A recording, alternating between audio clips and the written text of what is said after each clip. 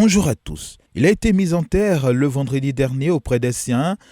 C'est Ahmed Bakayoko, le Premier ministre défunt, dont la disparition continue d'émouvoir la presse dans son ensemble. Une presse qui rend justement compte des différentes étapes des obsèques à Séguéla et à Bobo, de celui que tous appelaient Ambak. Le matin, qui parle de la cérémonie du 7e jour, retient que les imams confient Ambak à Allah. C'est la nation rassemblée avec à sa tête le chef de l'État qui a prié pour le défunt hier à Abobo, rapporte le mandat.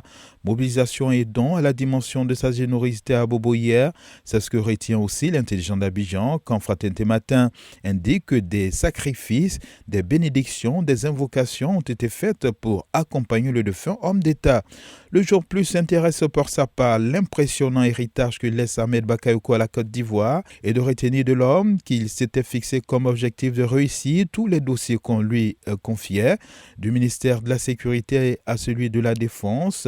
Il a réussi à créer une certaine discipline chez les hommes en treillis et de leur inculquer les valeurs républicaines. C'est un travail qui doit se poursuivre avec ses successeurs, exhorte le journal. Autre dossier qui était en chantier avec Ahmed Bakayoko, c'était aussi l'exécution du programme de société du président Ouattara, dénommé Côte d'Ivoire solidaire, dont il avait la charge en tant que Premier ministre. Le plus gros dossier que laisse donc le défunt, c'est l'appropriation par les Ivoiriens de toutes les qualités qu'on lui reconnaissait, à savoir l'homme d'affaires qu'il a été, le généreux, l'ouvert et aussi l'homme du peuple, et conclut ce journal. L'expression s'inscrit lui aussi dans cette exhortation, notamment des cadres du RHDP, ce qui concerne la cohésion autour du président Alassane Ouattara, président de ce parti, et sous forme de messages d'outre-tombe provenant d'Amadou Gonkoudibali, l'ex-premier ministre, et d'Ambak, son successeur. Le journal affiche donc AGC et Ambak vous passent le flambeau. Se projetant dans l'avenir, le temps s'intéresse aux dossiers qui attendent le futur Premier ministre. Et sur le sujet, le confrère retient les points suivants: la problématique de la réconciliation nationale, la question des prisonniers incarcérés en lien avec la crise électorale récente, le retour des exilés, notamment de Laurent Gbagbo, la réforme de la CEI et bien d'autres sujets. L'Inter s'intéresse pour sa part aux législatives de 2021 et indique que c'est une semaine cruciale qui commence pour des candidats. Et se référant au site internet du Conseil constitutionnel, le journal rapporte que des contentieux concernant les localités de Yamoussoukro, de Man, de Dabou, d'Abobo, de Makori et bien d'autres seront épluchés. Sans donner plus de précision, dernière heure Monde indique que le Conseil constitutionnel pourrait se prononcer aujourd'hui sur certains dossiers, notamment ceux de Boisflé, Bédiala, Tanda, Yamoussoukro et Agboville. Concernant la dernière localité citée, l'héritage laisse entrevoir une possibilité d'annulation du vote dans cette circonscription électorale.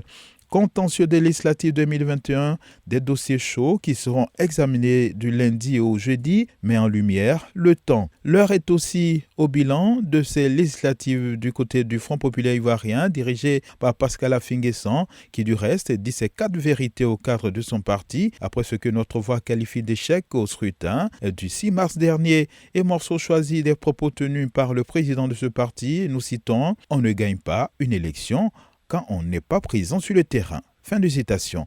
En attendant l'audience en appel du 31 mars prochain, l'Inter parle d'un nouveau dossier ivoirien, jugé top secret, qui est sur la table des juges de la CPI, la Cour pénale internationale, après l'affaire Laurent Gbagbo et Charles Blé Goudé. Se basant sur des informations qu'il a recueillies du côté de l'instance judiciaire internationale, le confrère révèle que ce dossier concernerait la plainte d'un millier de victimes des événements survenus dans les régions de Cavalier et du Guémont lors de la crise post-électorale de 2010 et 2011. Toujours à propos de la CPI, le Bélier intrépide rapporte qu'avant son départ, Fatou Bensouda, la procureure, a envoyé un message à son successeur.